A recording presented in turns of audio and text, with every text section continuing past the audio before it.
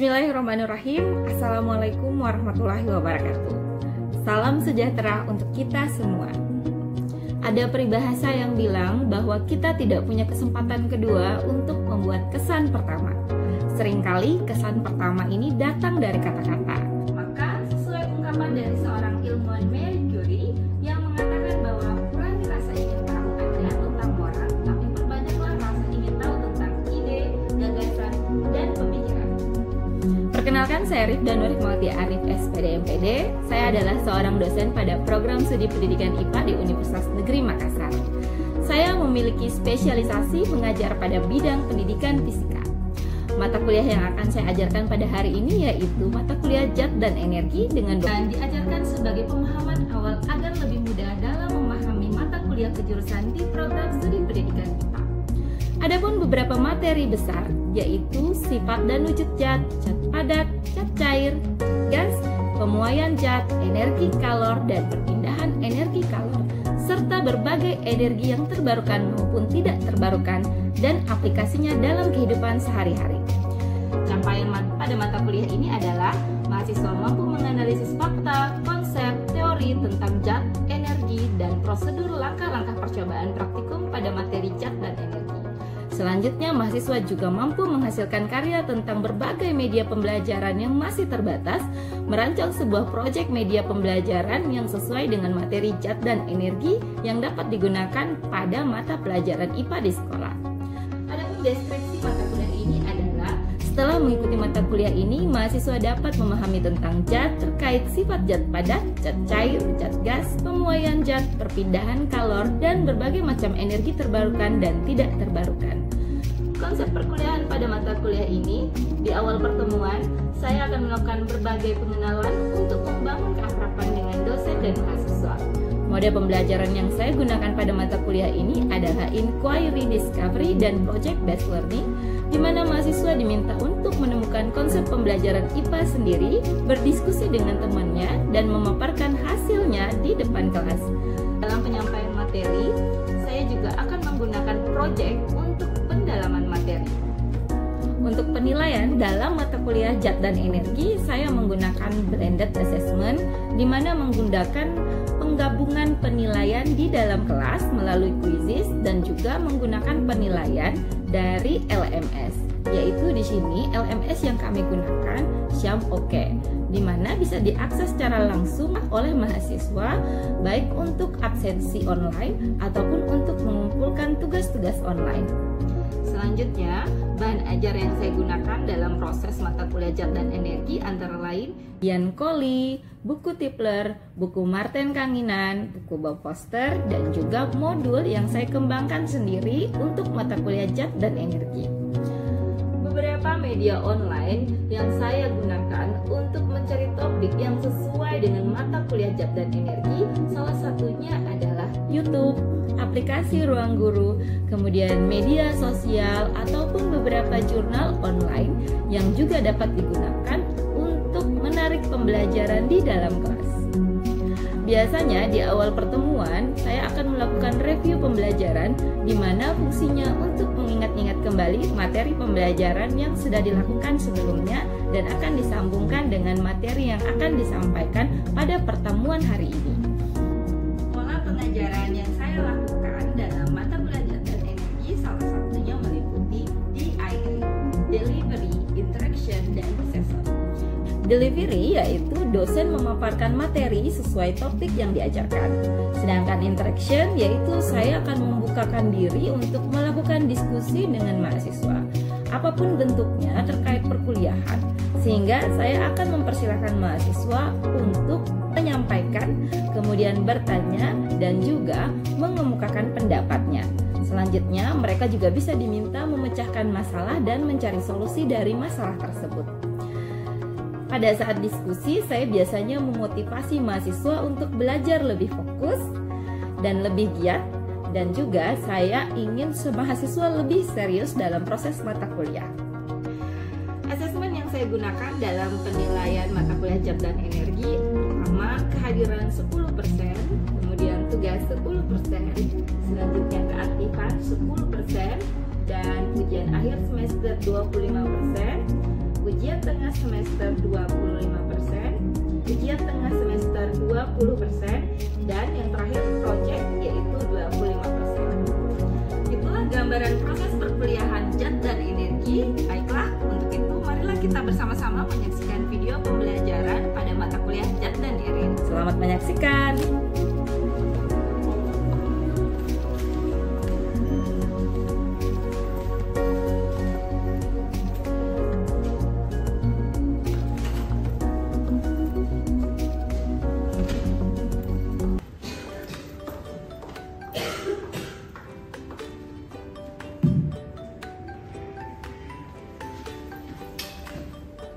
Warahmatullahi wabarakatuh. Waalaikumsalam warahmatullahi wabarakatuh.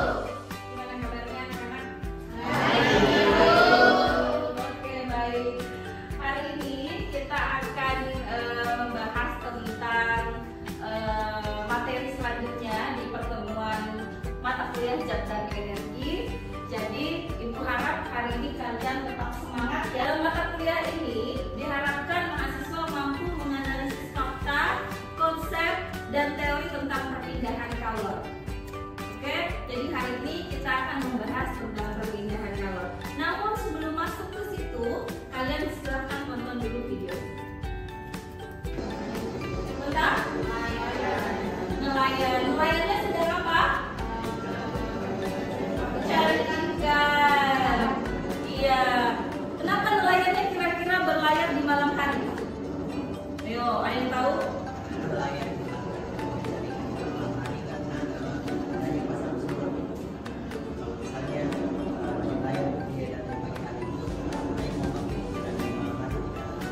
Karena berkaitan pasang surut air laut. Baik, ada lagi? Silahkan Anda. Mengapa nelayan mencari ikan di malam hari? Kan ini karena mereka membutuhkan angin darat yang terjadi pada malam hari, di mana suhu daratan lebih dingin daripada suhu di lautan itu. Oke, baik sekali. Ada dua pertanyaan, ada dua pernyataan. Yang pertama tentang pasang surut air laut, dan yang kedua tentang angin darat dan angin laut. Kita akan bahas jawabannya siapa yang benar setelah kita membahas tentang perpindahan kalor. Baik, kita lanjut. Untuk mencari ikan pada malam hari, bukan pada umumnya orang bekerja pada siang hari. Lanjut. Oke, untuk menjawab itu, kita hari ini akan membahas tentang perpindahan kalor. Ini gambarnya semua tentang perpindahan kalor ya. Nah, untuk menjawab pertanyaan awal tadi, konsepnya seperti apa? Ada beberapa tujuan pembelajaran mata kuliah yang harus kalian capai. Dan teman-temannya masing-masing 3 orang berpasangan. Silakan. Dibuat kelompoknya, kursinya. Oke, silakan dipilih. Dari sini atau dari sini? Ini tidak ya? Tidak. Nggak meledak ya. Bahkan apinya itu warna hitam. Kalau balon. Kenapa hal ini bisa terjadi? Kenapa hal ini bisa terjadi? Kalian akan membahas hal ini dengan teman-teman sekelompok kalian tentang konsep perpindahan kalor yang ada pada balon ini. Masing-masing ini sudah ada kelompok 1, 2, 3, 4, 5 ya. Kalian perhatikan di video, termasuk perpindahan kalor secara apa. Kalian saya berikan waktu kurang lebih 5 menit untuk mendiskusikan dengan teman-teman. Silakan.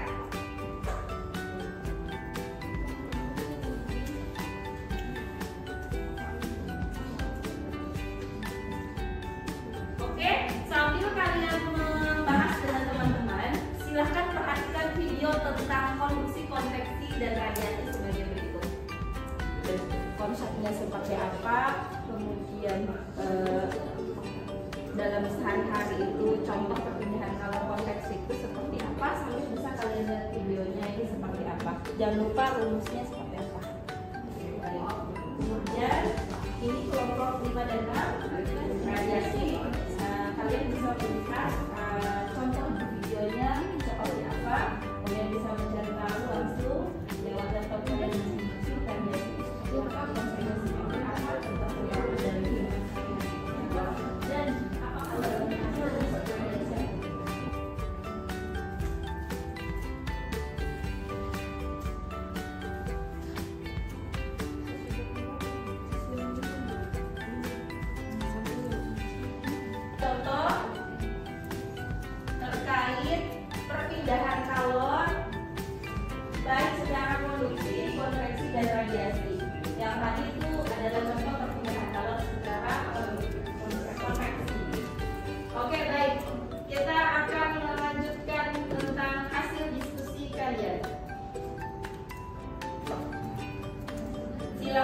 mewakili dari kelompok 1 dulu, 1 dan 2 boleh, 1 orang. Silakan. Kelompok 1 dan kelompok 2, siapa yang mau menjelaskan tentang hasil diskusinya? Waduh, luar biasa semuanya ingin mewakili kelompoknya ya. Kalau kita pilih 1 orang, silakan Anda. Diberikan, jadi saya perwakilan dari kelompok 2. Sedangkan materi yang dibagikan tadi kelompok saya mendapatkan materi tentang konduksi. Pertama kita bahas tentang pengertian konduksi terlebih dahulu. Jadi perpindahan kalor secara konduksi adalah proses perpindahan yang terjadi pada satu zat tanpa disertai perpindahan partikel-partikel zat tersebut. Di mana dari rumusnya saja itu dapat kita lihat di mana Q per P sama dengan K delta T per R.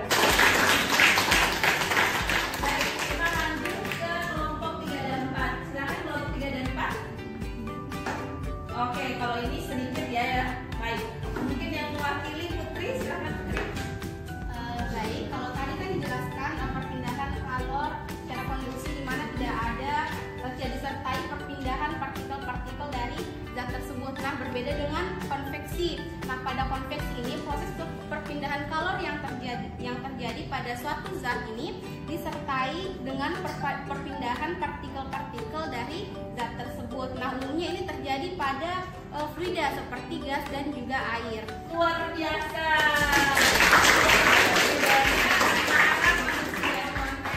Baik, kita lanjut ke radiasi kelompok 5. Oke, silakan 1 orang, Iwan. Radiasi. Sebenarnya untuk perpindahan kalor secara radiasi ini terjadi karena perpindahan panas dari suatu tempat ke tempat lain tanpa adanya medium fisik. Tetapi media yang digunakan di sini adalah seperti gelombang elektronik atau gelombang elektromagnetik. Luar biasa. Oke, kita beri tepuk tangan untuk Iwan ya.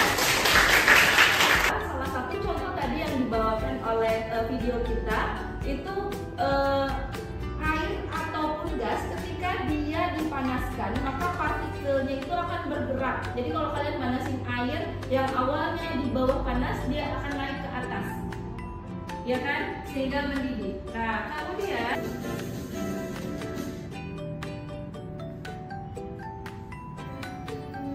konduksi itu merupakan perpindahan kalor yang memerlukan perantaraan, tidak disertai perpindahan zat perantaranya.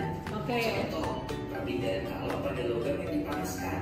Nah, oke, ini tidak disertai perpindahan zat perantaranya. Itu adalah kata kuncinya. Pasti dia terjadi di antara zat padat. Kenapa tidak terjadi pada zat cair atau zat gas? Karena zat cair atau zat gas itu kemungkinan besar ketika dia dipanaskan pasti partikelnya ikut berpindah. Contoh adalah air yang dimasak. Tapi zat padat hanya berfungsi, hanya berlaku untuk perpindahan kalor dari jenis konduksi. Oke, di sini saya mau stop dulu supaya kalian bisa memahami dengan baik rumusnya. Silakan lihat di sini ada yang disebut dengan H. H itu adalah simbol dari konduksi, di mana H itu Q per T. Q itu adalah kalor, T itu adalah waktu. Artinya laju perpindahan kalor tiap satuan waktu. Laju perpindahan kalor tiap satuan waktu. Q per K, Q per T. Di mana di sini ada K. K itu adalah konduktivitas termal. Jadi kalau konduksi pasti ada K di sini. Kemudian A itu kenapa sih? Ada luas penampang. Nah, pasti ada luas penampang ini kalau misalnya zat padat, ya kan? Kemudian A tidak memerlukan medium perantara. Itu disebut perpindahan panas secara radiasi, di mana dia tidak memerlukan medium perantara. Yang paling mirip adalah konduksi dan konveksi, kemudian radiasi. Gampang dikali delta T per L. Maka kalian masukkan semua seperti ini, di mana A itu luas penampangnya 1,5 dikali 2. Ini adalah luas penampang. Kemudian L-nya di sini adalah panjangnya, dan itu artinya kalian harus menghitungnya dalam bentuk panjang ya. Kemudian delta T-nya ini mengurangi suhu 37 kurang 27, berarti delta T-nya adalah 10 derajat Celcius, atau kita bisa sebut juga 10 Kelvin. selanjutnya kita bisa tahu konduktivitas termal untuk kaca ini sudah ditetapkan. Jadi kalian harus energi itu semua joule, ya kan? Joule. Jadi di sini satuannya Q per T adalah 4000 joule per sekon karena tiap satuan waktu. Oke, baik.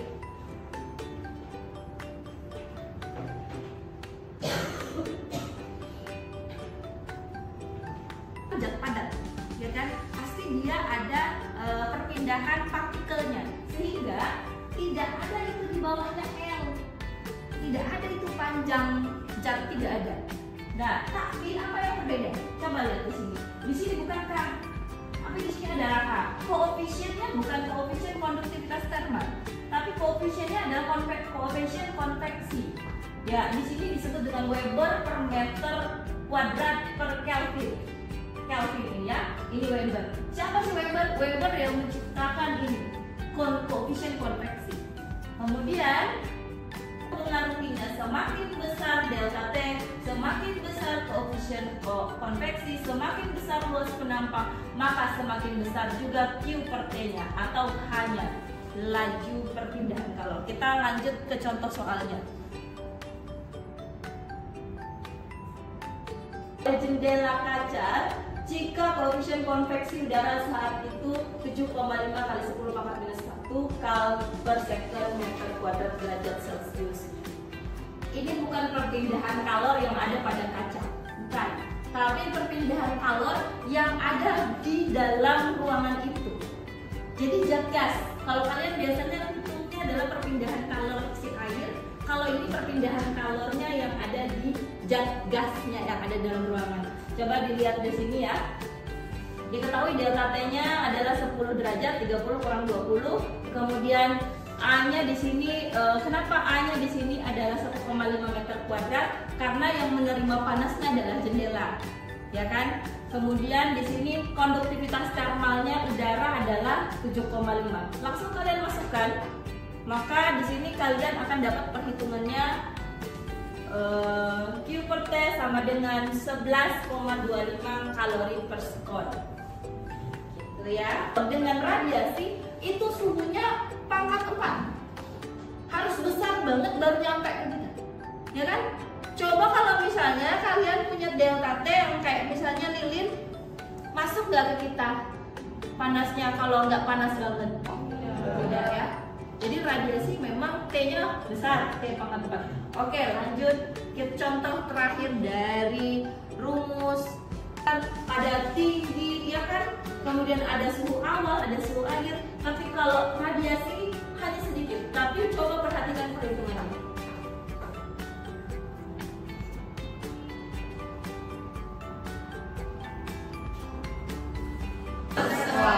Yang ditanya H2-nya berapa? Betul?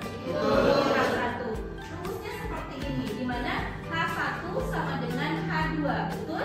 Di mana di sini kan kita dapat H1-nya adalah emisivitas dikali Stefan Boltzmann dikali A dikali T pangkat 4. H2-nya juga sama, emisivitas dikali Stefan Boltzmann dikali A dikali T pangkat 4. Sendiri yaitu 4480 ini adalah Q dan T-nya ini belum ya.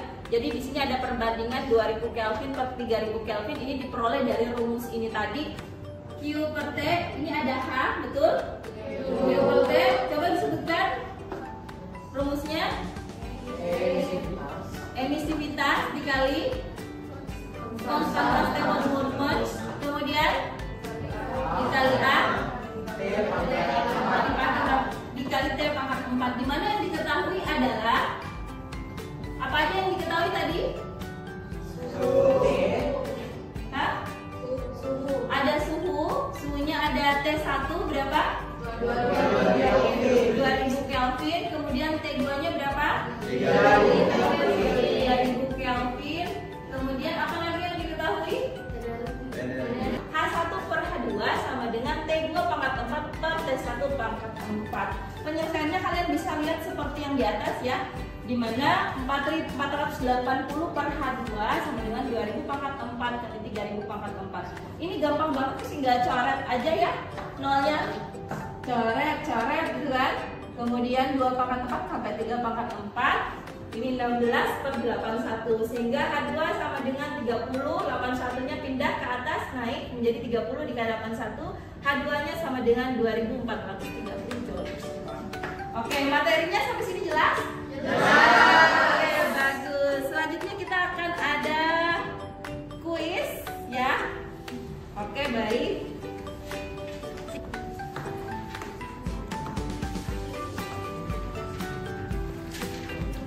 Oke, baik.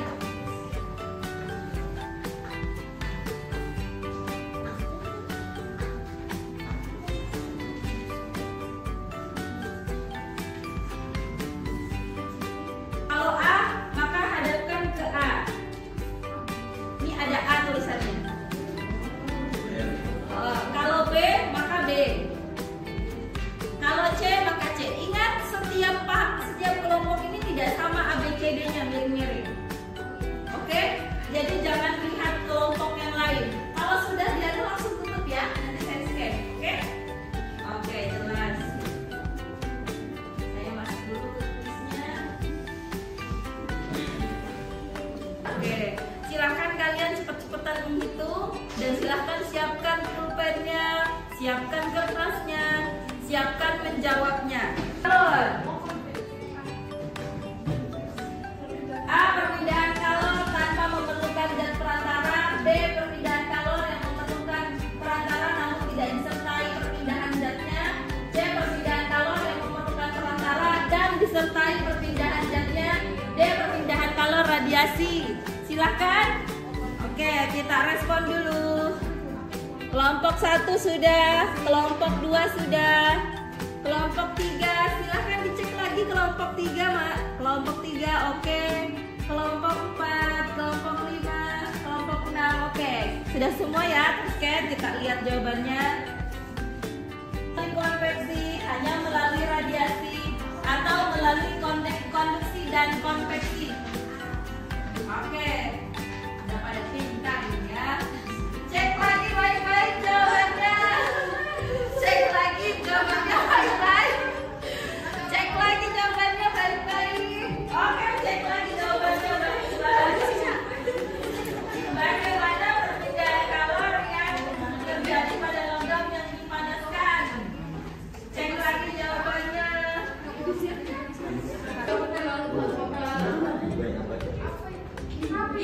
Oke, yang benar adalah bisa melalui konduksi, bisa melalui konveksi. Oke.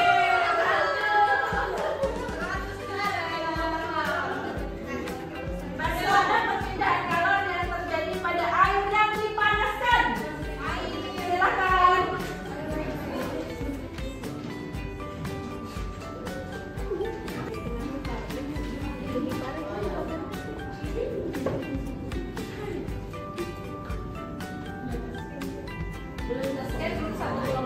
Satu lagi. Waktunya ini ada kok, nanti kalau habis dia jawaban video awal apa seksi? Oke, ada yang mau ganti pertanyaannya? Ada yang mau ganti jawabannya? Cukup, oke kita lihat. Melalui konveksi dan transformasi. Oke, benar. Dan stopnya masih ada jawabannya. Rumus untuk perpindahan kalor pada konduksi. Ini 2 kali lipat skornya. Jadi kalau benar, kalian dapat 1.200 langsung. Silakan. Konduksi, silakan. Itu yang kali ya artinya ya.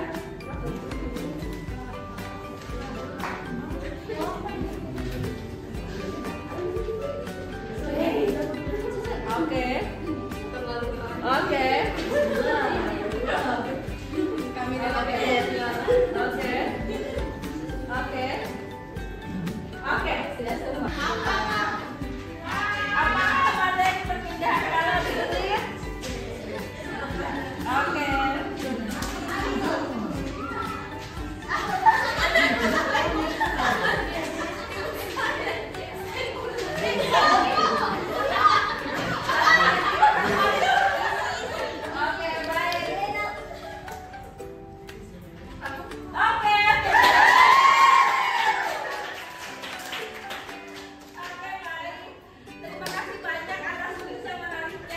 kalian saya minta untuk buat video sederhana tentang perpindahan kalor. Contoh tadi video apersepsi di awal. Oke ya? Nanti itu bisa diupload di YouTube masing-masing, kemudian diberikan linknya kepada saya. Selanjutnya kita akan masuk ke pertanyaan awal. Ada yang bisa jawab pertanyaan awal? Tadi kenapa nelayan ini? Kita kembali ke pertanyaan awal. Kenapa nelayan itu mengambil ikan di malam hari? Karena adanya peristiwa